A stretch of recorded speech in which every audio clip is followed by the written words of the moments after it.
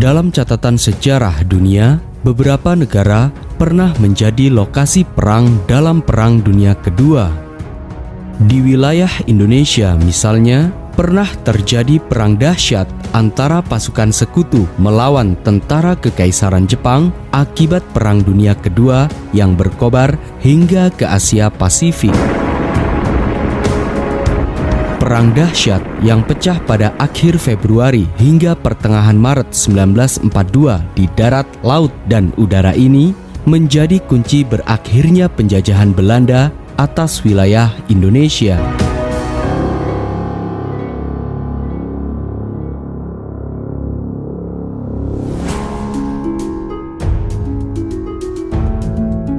Sebelum kedatangan Jepang di Indonesia, pada abad ke-16, negara Jepang merupakan sebuah negara yang menganut sistem politik sakoku atau politik isolasi.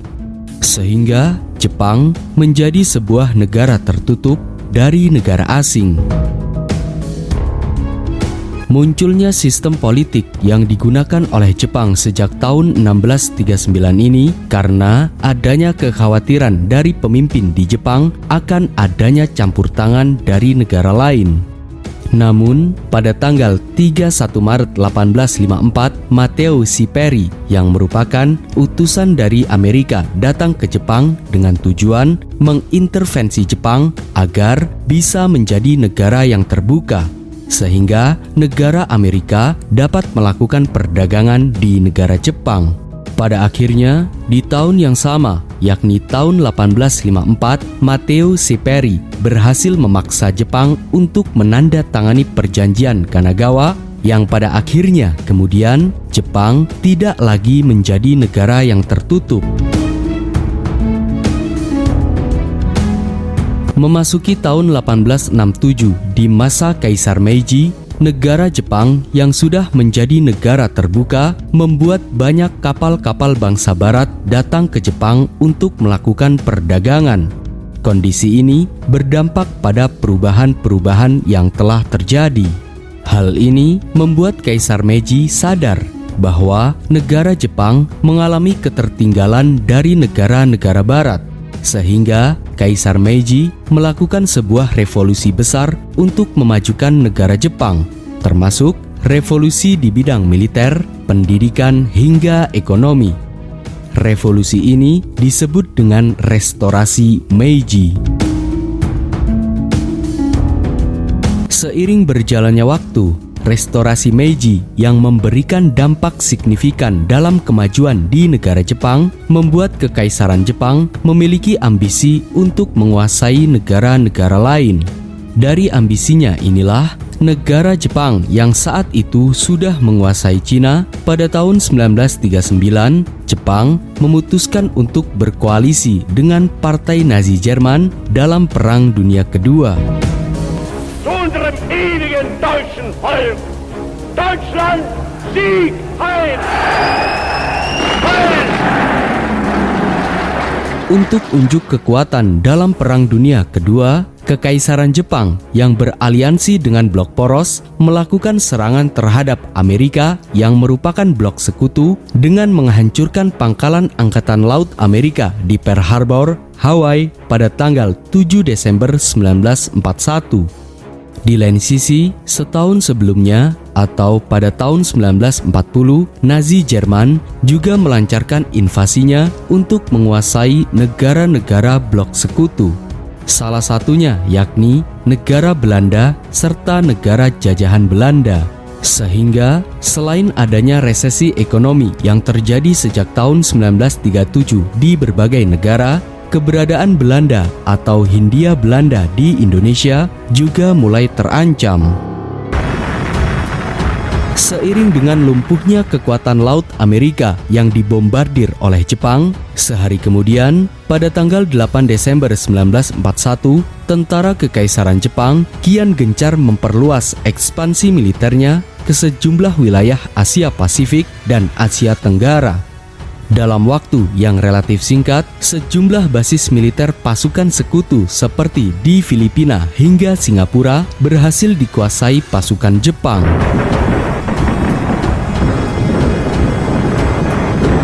Kekaisaran Jepang yang saat itu bergabung dalam blok poros Nazi Jerman dalam Perang Dunia Kedua memiliki tugas untuk melakukan ekspansi ke wilayah Asia Tenggara termasuk Indonesia atau Hindia Belanda dengan tujuan untuk mendapatkan kepentingan cadangan logistik perang dan bahan industri perang seperti minyak bumi, timah, dan aluminium.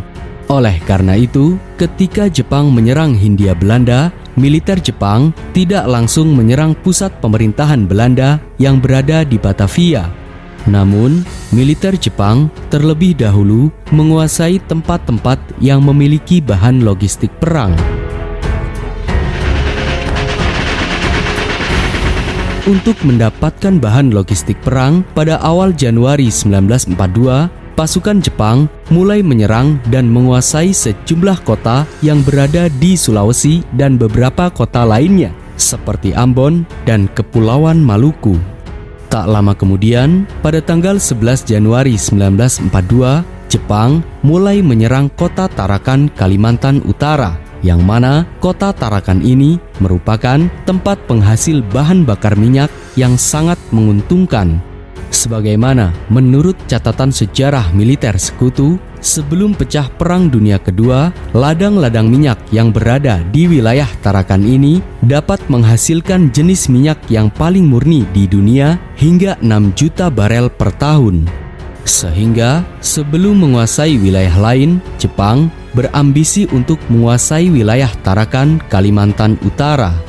Di lain sisi, lemahnya pertahanan militer Belanda yang berada di Tarakan ini membuat pasukan Jepang yang dipimpin oleh Shizuo Sakaguchi berhasil menguasai wilayah Tarakan dari sekutu hanya membutuhkan waktu 5 hari saja. Kala itu, Jepang mengerahkan sekitar 15.000 pasukan dan menyerang dari arah timur laut lewat Pantai Amal. Sementara itu, pasukan sekutu termasuk Belanda di Tarakan yang dipimpin oleh Letkol Simon de Waal dengan kekuatan sekitar 3.000 pasukan tidak mampu menahan gempuran militer Jepang.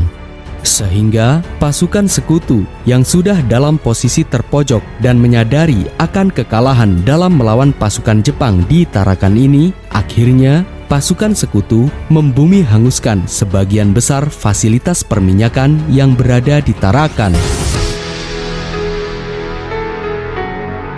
Setelah berhasil menguasai wilayah Tarakan, Kalimantan Utara, tak lama kemudian, pada tanggal 24 Januari 1942, Jepang berhasil menguasai kota Balikpapan hingga menyerang beberapa wilayah lainnya seperti Pontianak, Samarinda, Kota Bangun, dan Banjarmasin. Sementara itu, pada tanggal 14 Februari 1942, pasukan penerjun payung Jepang berhasil mendarat di Palembang, Sumatera Selatan. Sebelum menyerang secara serentak, pada tanggal 6 Februari 1942, militer Jepang melancarkan serangan udara untuk menghancurkan lapangan udara di Palembang. Akibatnya, pasukan sekutu kehilangan 2 pesawat pengebom. Dan memasuki tanggal 13 Februari 1942, militer Jepang menyerang kota Palembang dari markas pangkalan militer Jepang di Malaysia. Akhirnya, tidak lama kemudian, hanya dalam waktu hitungan hari saja setelah Jepang menguasai Sungai Grong dan Placu, pada tanggal 16 Februari 1942, Jepang berhasil menguasai seluruh wilayah Palembang. Jatuhnya Palembang di tangan Jepang ini merupakan strategi Jepang untuk menguasai sumber minyak bumi. Dengan demikian, terbukalah bagi Jepang untuk menguasai pusat pemerintahan Hindia Belanda yang berada di Pulau Jawa. Namun, di daerah-daerah lain di Sumatera, seperti Sumatera Barat hingga Sumatera Timur, serta wilayah Aceh, baru dapat dikuasai pada sepanjang akhir bulan Maret 1942 setelah Jepang menguasai Jawa.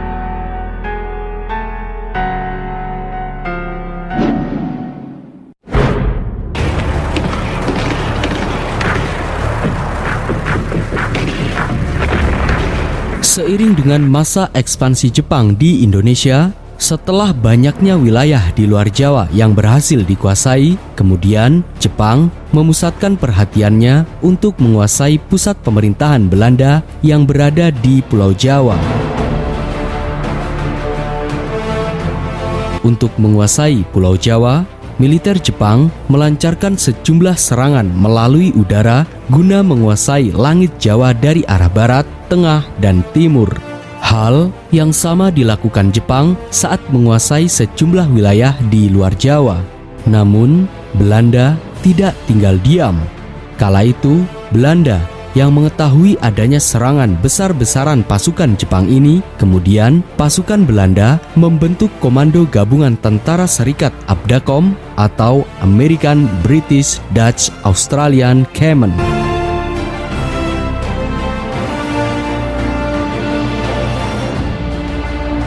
Komando yang terdiri dari pasukan Belanda, Amerika Serikat, Inggris, dan Australia ini dipimpin oleh Jenderal Sir Archibald yang bermarkas di Jawa Barat. Namun, meskipun telah membentuk pasukan gabungan ABDACOM, karena kurangnya persiapan dan tidak maksimalnya koordinasi serta komunikasi, kekuatan ABDACOM atau gabungan pasukan sekutu ini tidak dapat membendung serbuan pasukan Jepang di Pulau Jawa dalam serangan udara. Bahkan, kala itu mental para pasukan ABDACOM sangat tidak memungkinkan mengingat banyaknya pasukan yang tewas akibat Perang Dunia Kedua.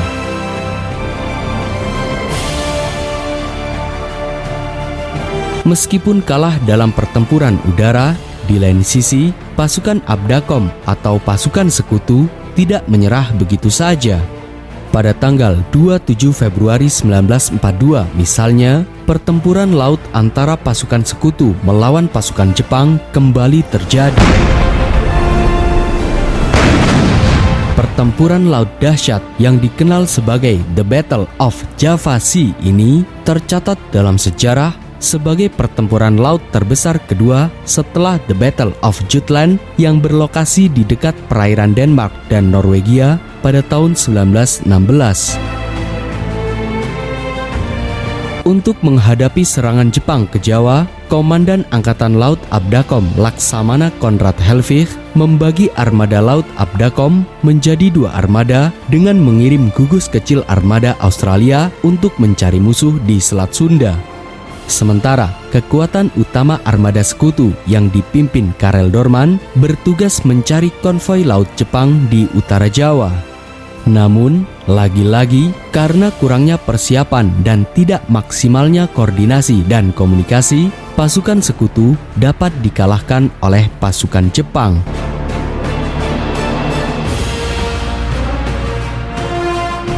Seiring dengan pertempuran laut antara pasukan ABDACOM dan pasukan Jepang saat menjelang tengah malam misalnya, ketika 2 kapal sekutu dan Jepang berhadapan dengan jarak 9 km, Jepang menembakkan sejumlah torpedo tombak panjang.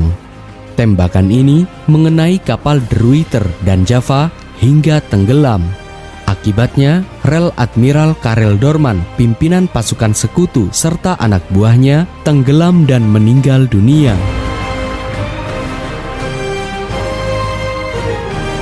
Hanya butuh 2 hari saja, pasukan Jepang dengan cepat dapat mengalahkan pasukan gabungan ABDACOM dalam pertempuran laut untuk menguasai wilayah Jawa. Kekalahan pasukan sekutu dalam pertempuran laut dan udara di Jawa ini membuka peluang Jepang untuk dapat sepenuhnya menguasai Indonesia semakin besar. Pada tanggal 1 Maret 1942 misalnya, pasukan Jepang yang dipimpin oleh Letnan Jenderal Hitoshi Imamura mendaratkan pasukannya yang berkekuatan sekitar 40.000 pasukan Jepang ke Pulau Jawa. Pendaratan serentak yang dilakukan Jepang diantaranya pendaratan di Teluk Banten yang dipimpin Letnan Jenderal Hitoshi Imamura dengan dilengkapi 21 tank, pendaratan di Eretan Wetan Indramayu yang dipimpin Kolonel Tony Sorisoji dengan dilengkapi 10 tank, dan pendaratan di Kragan Rembang yang dipimpin oleh Tsuchi Hashi dilengkapi 41 tank. bensound.com. Pendaratan pasukan Jepang pada 3 tempat ini memang tidak diduga oleh Belanda sebagai tempat pendaratan tentara Jepang. Kala itu, Jepang memang sengaja tidak menyerang Batavia karena Belanda mempersiapkan Batavia sebagai kota terbuka.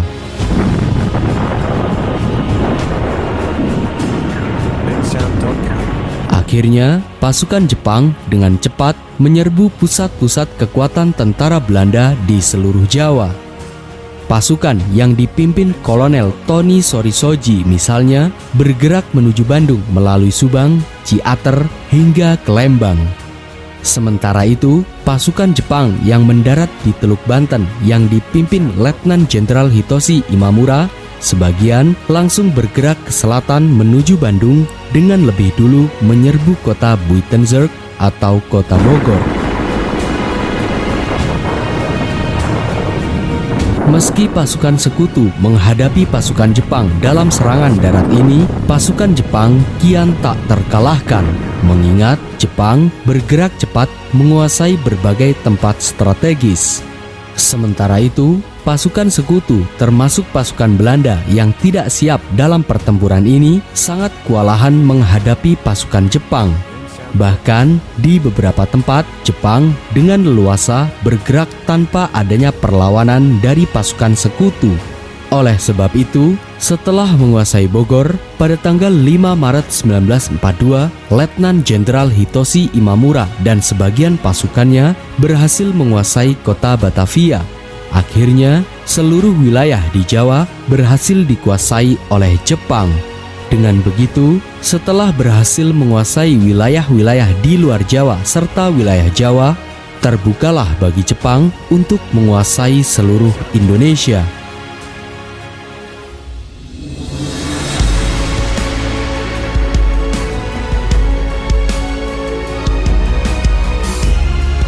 Setelah kota Bandung dikepung serta diancam akan dihujani bom oleh pasukan Jepang, pada tanggal 8 Maret 1942, Jenderal Terporten atas nama Panglima Pasukan Belanda di pihak sekutu menandatangani penyerahan tanpa syarat kepada Jepang yang diwakili oleh Letnan Jenderal Hitoshi Imamura di Kalijati, Subang, Jawa Barat.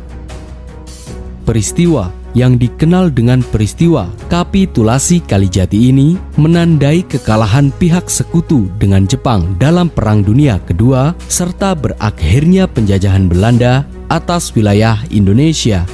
Dan sejak tanggal 8 Maret 1942 ini pula Indonesia menjadi jajahan Kekaisaran Jepang. Sehingga sekutu segera mendirikan pemerintahan pelarian atau exile government di Australia di bawah pimpinan Jenderal Van Mook.